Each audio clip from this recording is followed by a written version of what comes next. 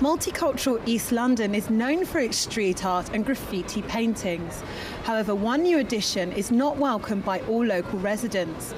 The mural you see behind me is considered by Jewish people to be anti-Semitic. The provocative painting entitled New World Order, Enemy of Humanity by the American artist Mir One shows hook-nosed bankers sat around a monopoly board, arguably referring to Jewish stereotypes. It's the most obvious anti-Semitic propaganda you can see. You see a table with Jewish businessmen and bankers who are laying on the backs of black people. The big boys are ruling the world. You've got everyone underneath. Bankers, you got the monopoly that we live in, that they control on the backs of us.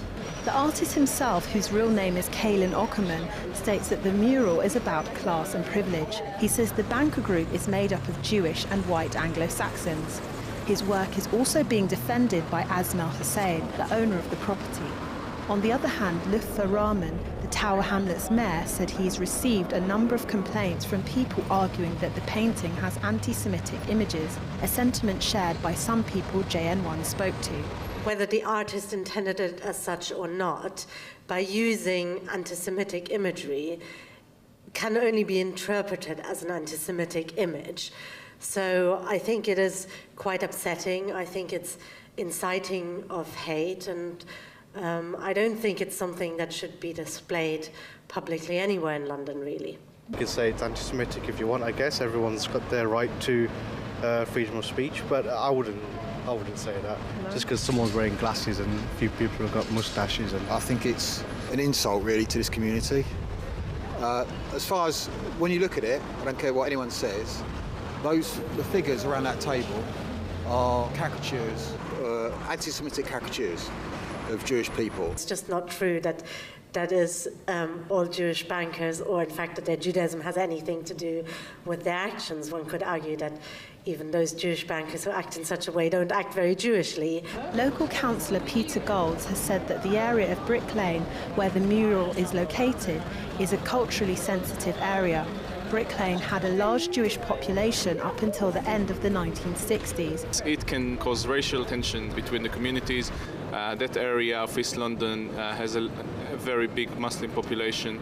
There were some cases of extremism there in the past in the area, and I think that the mayor took the right course of action. And I'm a Muslim, and as far as I'm concerned, Jewish people are my brothers and sisters, and anyone that insults them, whether they mean to or not, I don't really care, but the evidence is there for everyone to see. It's an insult to me as well. And to be honest, anti-Semitism, as much as Islamophobia, are not things to be played with or treated lightly.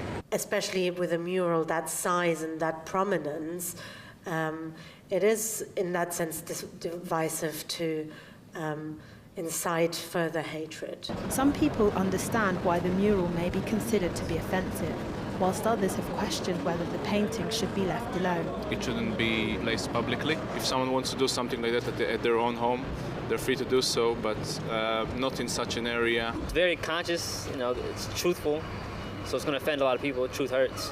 And so, people are going to read it 1,000 different ways. One major complaint about the painting is that the imagery it includes may influence community members in a negative way.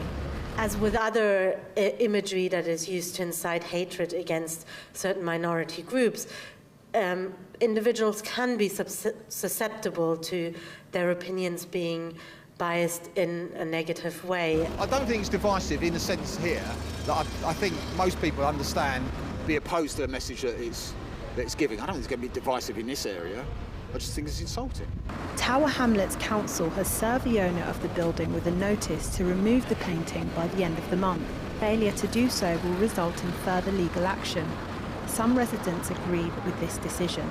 If the local authority is getting negative report about issues like this, with reasons why there has been a little bit of tension lately, then of course it's within their power to see that it is removed.